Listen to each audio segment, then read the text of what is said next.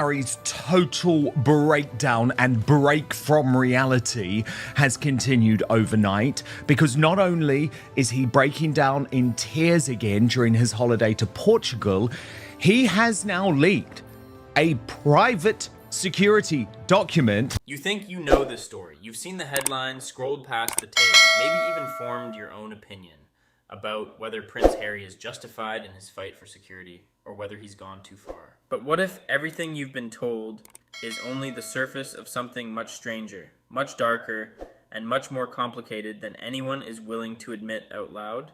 Because the security file Harry released wasn't supposed to be the story. The 6 terror threats, 5 of them in Britain, that was supposed to be the moment of vindication, the proof that would finally make the world understand why he's been fighting so hard for so long. Prince Harry should be focused on rebuilding the family bridges he helped to burn. Except that's not what happened. What happened instead was the quiet emergence of a single word, a word that has now been spoken thousands of times, not by critics or tabloids or palace insiders, but by the very people who have defended him through every twist of this saga. People who stood by him after Oprah, after the book, after every lawsuit and every public statement. And that word is psychiatric care.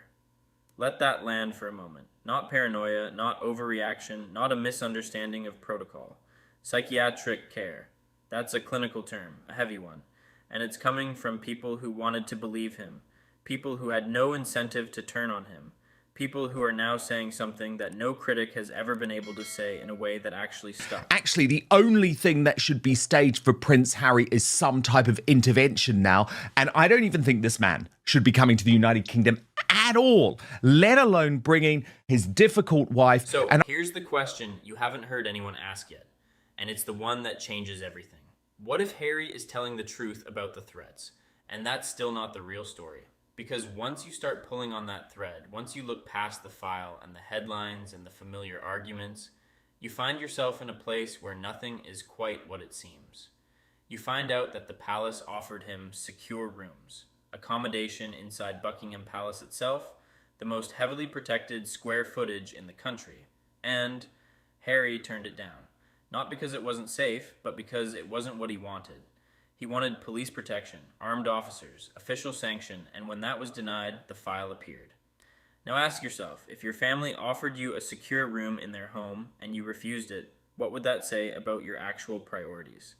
And then there's what we're learning about the lengths he's been going to, details that have security experts quietly shaking their heads, not because the threats aren't real, but because the response has become so excessive that it's raising more questions than it answers.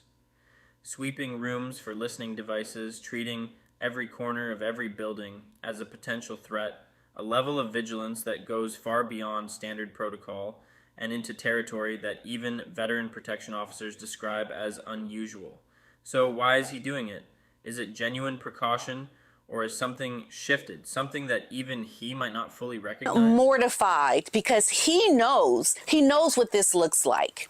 He knows the optics. He knows that while he is trying to reshape his public image and possibly repair his relationship with his family, Meghan seems to be building a different kind of bridge, one that leads straight back to celebrity culture. Cameras, brand deals, and Hollywood power players. She don't care nothing about that bridge going over to the United Kingdom. She is trying to rebuild the bridge that they kind of tore down with the Hollywood people. And here's where it gets even stranger. Right as the security file hits the public domain, Meghan reconnects with Kris Jenner. Not a friend, not a charity contact. Kris Jenner, the architect of one of the most famous brand machines in modern history. The timing is either the most remarkable coincidence in recent royal history, or it's something else entirely, and the speculation is already running wild about what that reconnection actually means. Is this about building bridges? Or is it about building something else? Because the people who are paying attention have started to notice a pattern that's hard to unsee. Harry demands privacy while generating headline after headline about his own movements. He says he wants reconciliation while taking actions that make reconciliation impossible. He claims the fight is about safety, but every new twist seems to pull him further into the spotlight, not further away from it.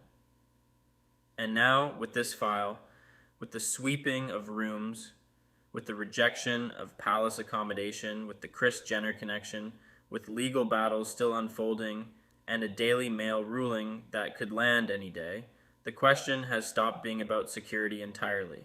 It's become about something far more basic, something that gets to the heart of who he is and what he actually wants. Because the skepticism isn't coming from the palace anymore. It isn't coming from the press or the commentators or the usual chorus of critics. It's coming from the people who were on his side, the ones who defended him when it cost them something to do so, the ones who are now using the same language that everyone else has been using for years. And that's a shift that changes everything. Whole life. Meghan, it looks like she wants to elevate her status. Meghan needs this momentum to continue elevating her status. Harry needs forgiveness. Meghan, it looks like she needs relevance. Harry needs family. Meghan needs Hollywood.